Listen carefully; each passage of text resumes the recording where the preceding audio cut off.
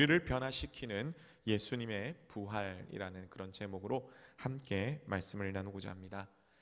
오늘 우리는 고난주간을 보내고 있지만 오는 주일 주일학교 본문에 맞춰서 부활주일을 고대하며 부활에 관한 말씀을 함께 나누겠습니다. 오늘 우리는 어떤 하나님을 믿고 있습니까? 사랑의 하나님, 복 주시는 하나님, 능력의 하나님, 우리의 대적들을 물리치시는 그런 하나님. 사실 모든 맞는 말씀입니다. 네, 그렇습니다. 우리는 이렇게 우리를 사랑하시고 우리를 위하시는 그런 능력의 하나님을 우리는 믿습니다. 그런데 우리가 만나는 이런 좋은 하나님은요, 사실 예수님을 통하지 않고는 결코 만날 수 없는 그런 하나님입니다. 왜냐하면 하나님은 거룩하신 하나님이시기 때문입니다. 그리고 우리는 죄인이기 때문입니다. 죄인은 결코 거룩하신 하나님과 만날 수가 없습니다. 그래서 로마서 3장 23절 말씀에 이렇게 말씀합니다. 모든 사람이 죄를 범하였음에 하나님의 영광에 이르지 못하더니. 아담의 후손으로서 죄악된 우리는 결코 하나님 앞에 나아가지 못합니다. 바로 나아가지 못합니다. 하지만 오늘 우리는 사랑의 하나님, 아빠, 아버지 되신 그런 하나님을 우리는 만나게 되는데요, 우리의 유일한 중보자 예수 그리스도를 통해서 우리는 만나기 때문입니다.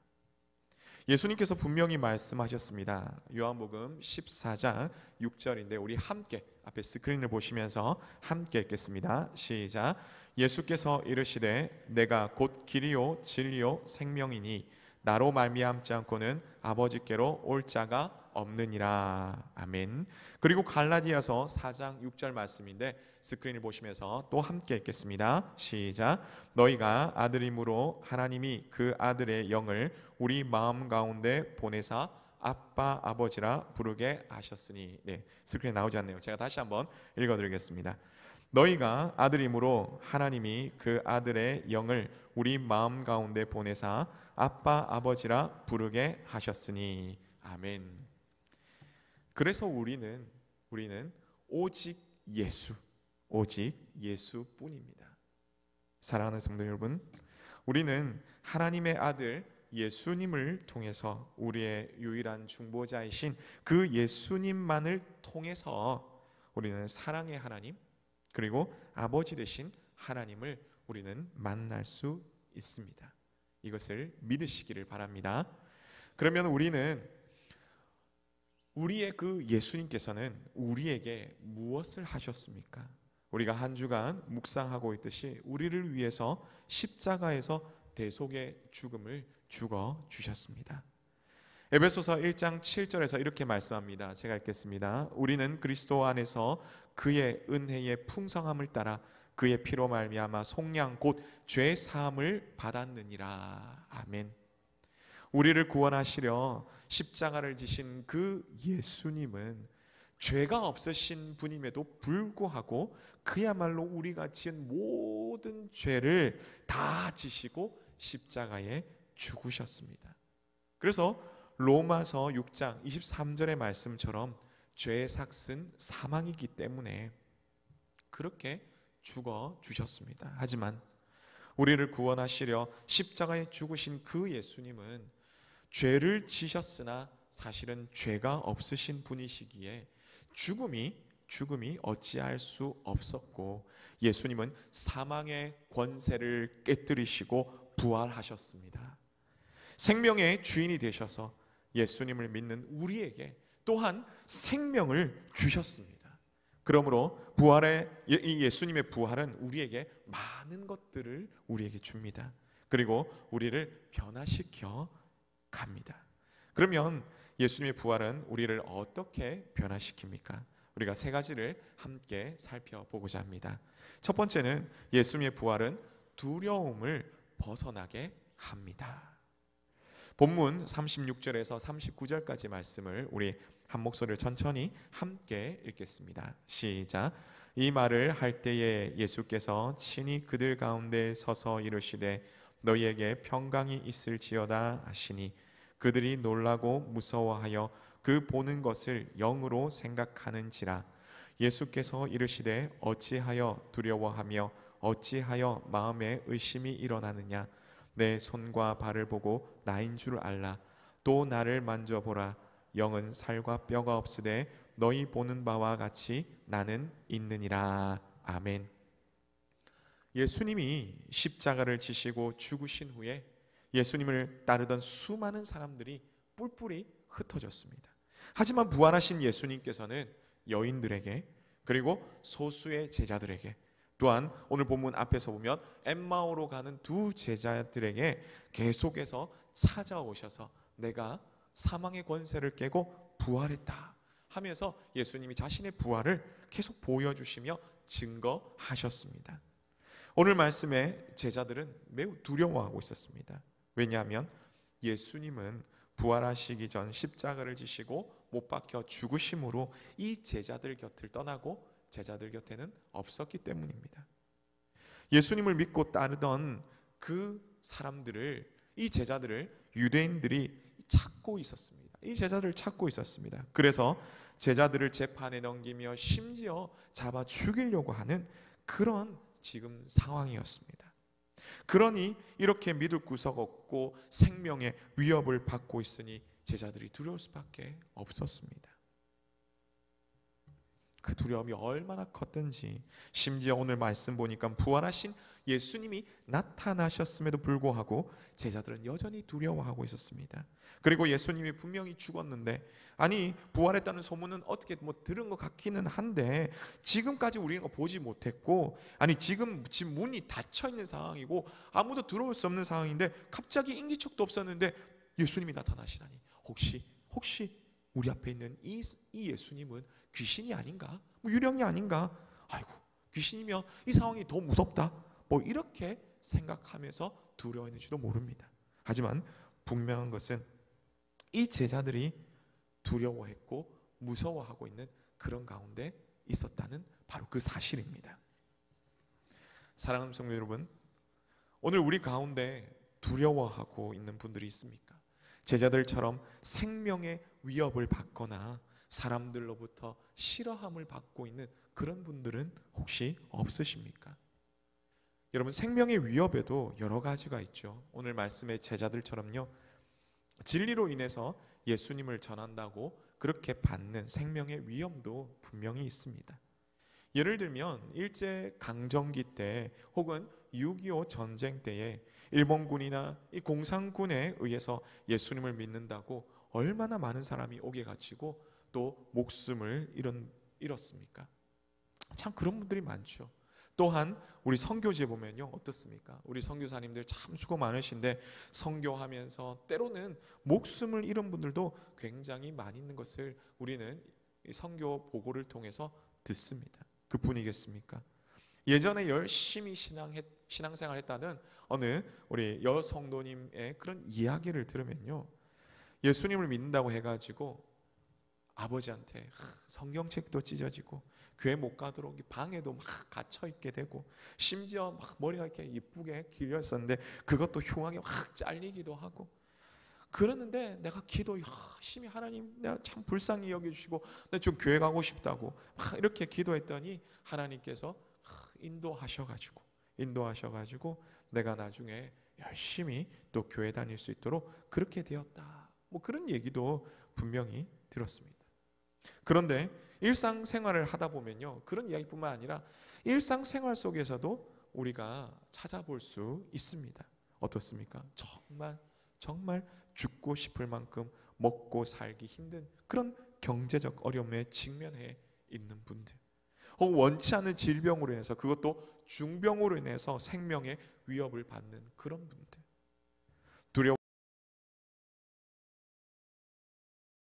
항상 죽음에 이렇게 가려고 하니까 그것조차 너무나 두려워서 선택하지 못하는 분들, 사실은 이런 분들이 참 많이 있죠.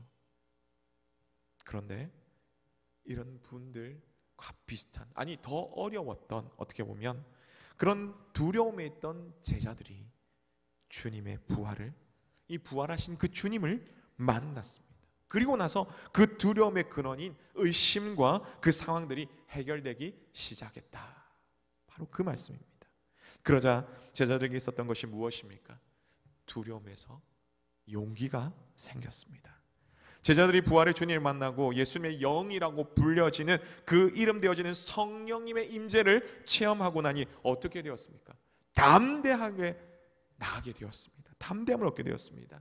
우리 사도행전 4장 31절의 말씀을 함께 읽겠습니다. 시작.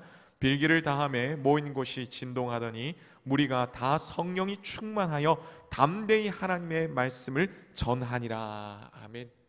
여러분, 이 제자들 뿐이겠습니까? 제2영도교회 심선미 집사님이란 분이 있습니다. 이분은 모태신앙이신 분입니다. 근데 기독교 모태신앙이 아니라 무속 모태신앙이십니다. 작은 할머니, 고모, 엄마, 언니, 남동생까지 모두 다 무속인으로서 대대로 무속인 집안이었다고 말합니다. 본인도 26년이라는 그 긴 시간 동안에 무속인으로 살고 있었습니다. 속된 말로 신발도 굉장히 잘 받는 분이었습니다.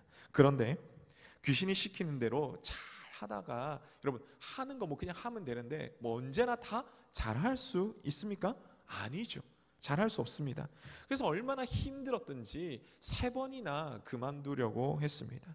그럴 때마다 귀신이 몸을 아프게 했고, 결국은 쓸개까지 제거하는 그런 수술까지 받고 너무나 힘들고 어려운 그런 상황에 있었습니다. 그래도 뭐 기도는 해야 되고 무속신앙에 따라가야 되니까 산에 올라가서 바위에서 그렇게 기도를 하는데 무언가 막 보였습니다. 뭐냐면 십자가였습니다. 무속인들 사이에 십자가가 보이면 뭐 부정이 탄다 뭐 이렇게 하는데요, 신이 오는 것이 아니라 십자가가 저기서 점점 다가오고 있었다고 합니다. 그러면서 십자가가 죽은 것이 뭐 그냥 가만히 있는 것이 아니라 살아있는, 그런 살아 숨쉬는 그런 십자가였다고 말하고 있습니다. 근데 십자가를 보고 난 이후에 자신도 모르게 무당인데, 아무것도 뭐 하나님도 모르는데 회개 기도를 하게 되었고요. 어느 날 늘상 하던 대로 새가 오면 이렇게 모이를 주는데 뭐 까마귀가 오니까 자기가 가졌던 뭐 그 중에서 밥을 이렇게 주었답니다. 그러면서 그냥 무단히 아무 생각 없이 나오는 말이 뭐였냐면, 까마귀야 네가 먹는 이것도 다 하나님께 주셨단다. 하나님께 감사하렴. 이런 말이 문득 나왔다고 합니다. 참 놀랍죠. 그 이후에 신주 단지도 깨어버리고, 그 다음에 참 어떻게 할까, 물론 내가 모든 신을 다 버렸다, 하나님만 섬기겠다 이랬는데 어떻게 해야 될지 잘 모르는 상황 가운데서 기독교 방송을 통해서 예수님을 영접하게 됐고, 근처 교회인 제2영도교회에 나가게 되었다라고 합니다. 그래서 이후에 귀신에게 끌려다니면서 내가 어떻게 할까 항상 두렵고 걱정되었던 그 모든 것에서 벗어나서 하나님의 자녀로서 담대하게 간증하는 생활을 하고 있다고, 그렇게 간증하는 이야기를 들었습니다. 오늘 우리도 이 제자들처럼, 그리고 심선미 집사님처럼 두려움에서 벗어나서 용기와 담대함을 가지며 주님의 부활하신 그 주님을 만나서 그렇게 믿음으로 살아가시는 우리 모두가 되기를 간절히 바랍니다. 그래서 주님, 부활의 주님 만나서 우리에게 있는 모든 문제들을 주님 앞에 다 맡김으로 두려움에서 벗어나 용기를 가지시고 문제들과 맞서 싸우시며, 또한 그 문제들 가운데 우리를 선하게 인도하시는 그 주님과 함께 믿음으로 승리하시는 그런 우리 모두가 되시기를 간절히 바랍니다. 다음으로 예수님의 부활은 우리를 어떻게 변화시킵니까? 두 번째는 예수님의 부활은 기쁨에 머물게 합니다. 예수님의 제자들은 부활하신 예수님을 만났습니다. 여전히 두려운 가운데 있었지만, 예수님을 귀신이라고 생각했지만 예수님께서 나를 만져보라, 나는 살과 뼈가 다 있다, 그렇게 하시면서 부활하신 자신을 보여주셨습니다. 그러자 제자들의 반응이 어떻게 했습니까? 우리 41절 말씀을 같이 함께 읽겠습니다. 시작. 그들이 너무 기뻐함으로 아직도 믿지 못하고 놀랍게 여길 때에 이르시되 여기 무슨 먹을 것이 있느냐 하시니. 아멘. 이 제자들이 너무 기뻤습니다.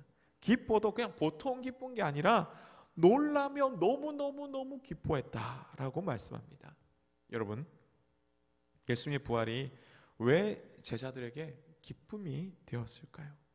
죽음으로 인해서 떠났던 그 예수님을 다시 만났기 때문입니다. 그런데 단순히 주님을 만난 것을 넘어서서 우리는 그 이유를 좀 알 필요가 있는데요.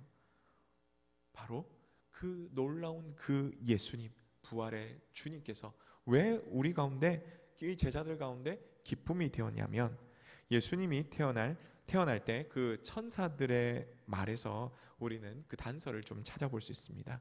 누가복음 2장 10절에서 11절인데요. 제가 읽어드리겠습니다. 천사가 이르되 무서워하지 말라. 보라, 내가 온 백성에게 미치 큰 기쁨의 좋은 소식을 너희에게 전하노라.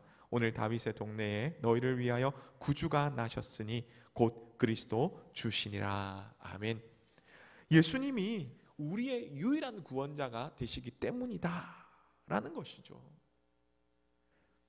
부활의 주님께서 이 다윗의 고백처럼 또한 생명을 주시는 분이기 때문입니다.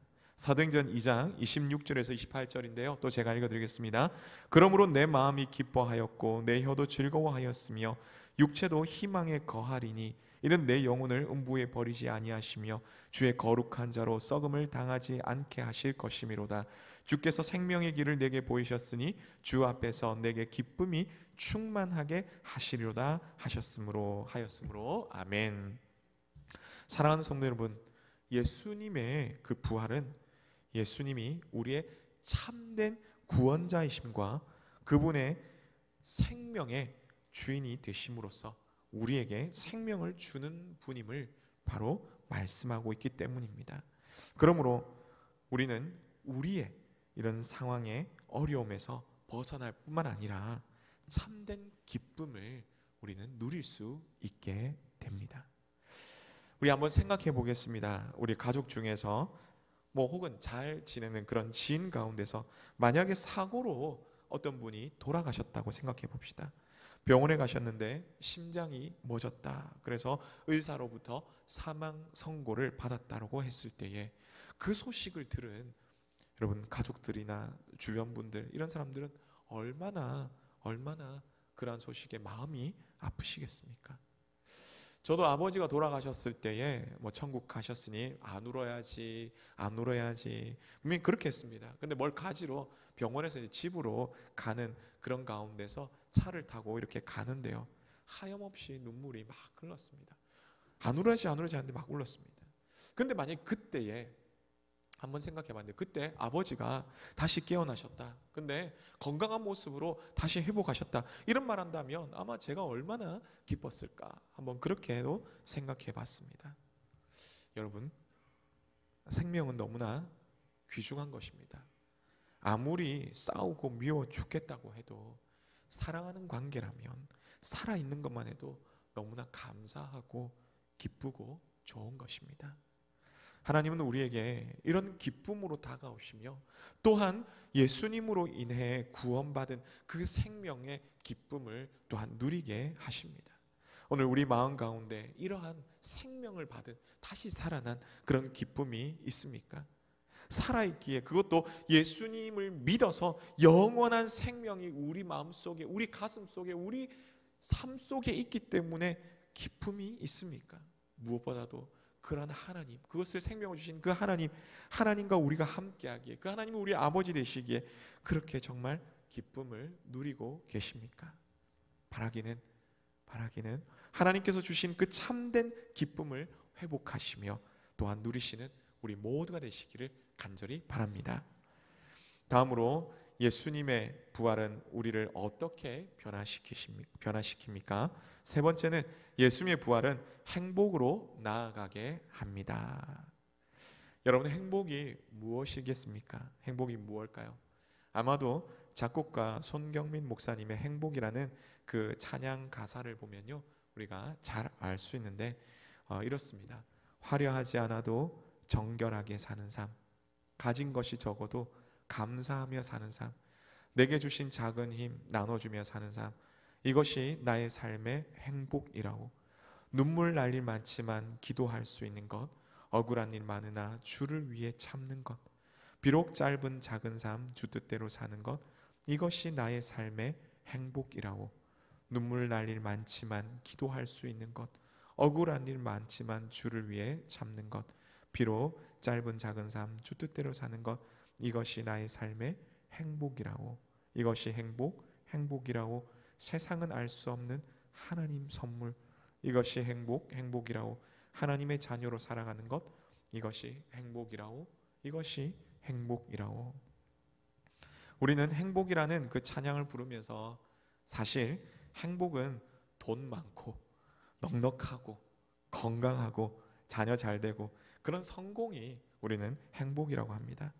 저도 그런 세상적인 행복 갖고 싶습니다. 그런데 그런 행복, 사실 그것이 행복이 아니라는 것은 수많은 부와 권력과 명성을 가졌던 사람들이 다 행복하냐면 그렇지 않았다는 그 사실, 그것을 보면서 우리는 알 수 있습니다. 최진실, 정다빈, 박용화, 설리, 이런 유명한 연예인들의 자살과 또한 전 대통령과 또 전 서울시장, 또 전 부산시장, 그러니까 전 대통령이겠죠. 그리고 전 부산시장, 어느 국회의원들, 위정자들의 자살과 또 경제인 가운데서도 현대 계열의 어느 회장님의 자살, 그 외에도 뉴스를 통해 들려지는 수많은 자살 소식들이 그와 같습니다. 그런 분들을 보면요, 사실은 저보다 돈도 많고 권력도 많고 명성도 높은 그런 분들입니다. 사실 그분들의 가진 것들만 본다면 너무나 사실 부러운 사람들입니다. 그럼에도 그분들은 스스로 목숨을 끊는 것을 선택하였습니다. 물론 여러 사정도 있었겠죠. 하지만 목숨을 끊을 만큼 행복한 삶은 아니었다라는 그런 말입니다. 그러면 진짜 행복한 삶은 무엇일까요? 44절에서 53절까지 말씀에서 찾을 수 있는데요, 우리 48절의 말씀을 함께 읽겠습니다. 시작. 너희는 이 모든 일의 증인이라. 아멘. 예수님은 제자들에게 증인이라고 말씀합니다. 예수님은 제자들에게 증인이라고 말씀하죠. 근데 그때의 그 제자들만 증인일까요? 그렇지 않습니다. 우리 44절에서 47절 말씀도 함께 읽겠습니다. 시작. 또 이르시되 내가 너희와 함께 있을 때에 너희에게 말한 바 곧 모세의 율법과 선지자의 글과 시편에 나를 가리켜 기록된 모든 것이 이루어져야 하리라 한 말이 이것이라 하시고, 이에 그들의 마음을 열어 성경을 깨닫게 하시고, 또 이르시되 이같이 그리스도가 고난을 받고 제3일에 죽은 자 가운데서 살아날 것과 또 그의 이름으로 죄사함을 받게 하는 회개가 예루살렘에서 시작하여 모든 족속에게 전파될 것이 기록되었으니. 아멘. 이 말씀을 한마디로 요약하면 하나님의 말씀을 깨달은 사람, 넓은 의미에서 스스로 깨달은 것이 아니라 하나님께서 깨닫게 하셔서 믿음 주시고 알게 하셔서 하나님의 말씀을 믿는, 그걸 깨달아서 그 말씀대로 살아가는 그 사람이 증인임을 우리는 알 수 있습니다. 하나님의 말씀의 핵심이 무엇입니까? 하나님의 말씀의 핵심은 예수님께서 바로 메시아이시며 참 구원자시다, 바로 이것입니다.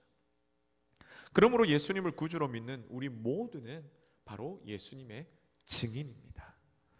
그런데 증인으로 삶, 여러분 쉽습니까? 쉽지 않습니다.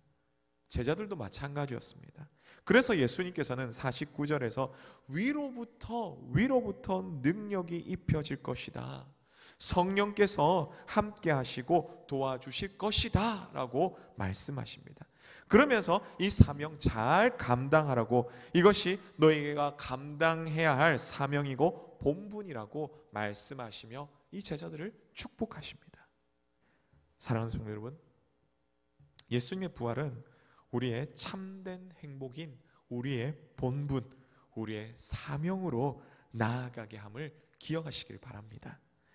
어느 목사님의 이야기입니다. 이 목사님은 구역 식구들과 함께 오늘 한 분 집에 가셔서 신방을 하러 갔다고 합니다. 대문에 들어가자 그 집에 개가 으르렁거리며 멍멍 이렇게 짖었다고 합니다. 주인이 하지 말라고 막 꾸짖는데도 개가 계속해서 막 짖으니까 주인이 어쩔 줄 몰라 안절부절했답니다. 그때 목사님은 한 가지 뭔가 깨달았다고 말씀하시는데요.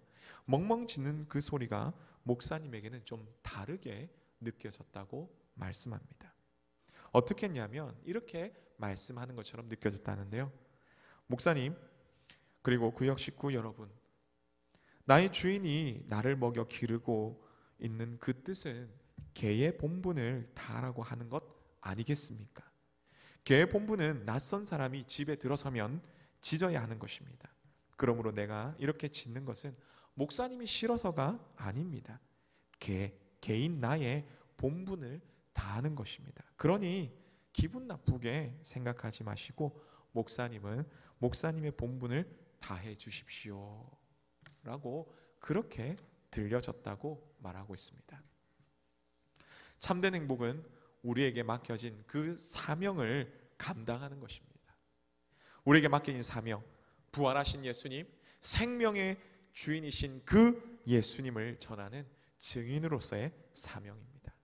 여러분, 우리가 이것을 잘 감당하며 살아가시는 그런 우리 모두가 되시기를 간절히 바랍니다. 말씀했습니다. 예수님의 부활은 제자들을 변화시켰습니다. 두려움에서 용기로, 그리고 슬픔에서 기쁨으로, 낙심에서 증인으로, 사명 감당함으로 행복으로 변화시켜 나갔습니다. 예수님의 그 부활은 오늘 우리를 역시 변화시켜 나갑니다. 힘든 일로부터 그 두려움에서 벗어나게 합니다. 구원과 복으로 참된 기쁨을 누리게 합니다. 사명 감당하는 증인으로 살아감으로 말미암아 참된 행복을 누리게 합니다. 오늘 우리에게 부활의 주님을 만남으로 이러한 변화가 있기를 간절히 바랍니다. 그래서 부활주의 참된 기쁨을 누리시며 변화되는 삶을 살아가시는 그런 우리 모두가 되시기를 주님의 이름으로 축복합니다.